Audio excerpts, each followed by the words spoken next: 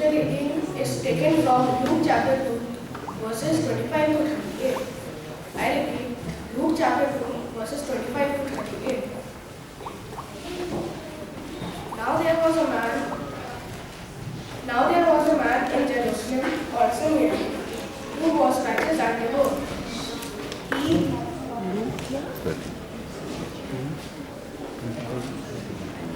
He was waiting for the consolation of Israel, and the Holy Spirit was on him.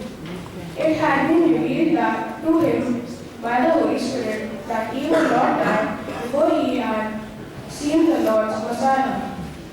Moved by the Spirit, he went into the temple courts. When the parents brought in the child Jesus to do for him what the custom of the law required, Simeon took him in his arms and praised God, saying, Sovereign Lord, as you have promised, you may now dismiss your servant in peace.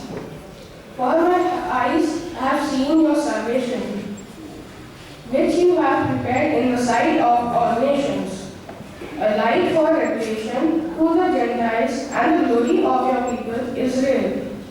The child's father and mother marveled at what was said about him.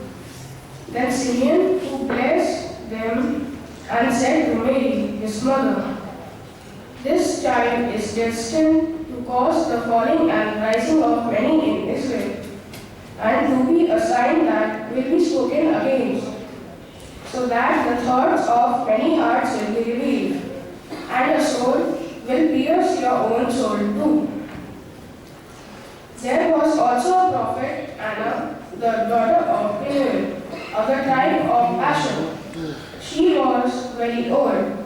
She had lived with her husband 7 years after her marriage, and then was a widow until she was 84, or then had been a widow for 84 years. She never left the temple, but worshipped night and day, fasting and praying. Coming up to them at the very moment, she gave thanks to God and spoke about the child to all who were looking forward to the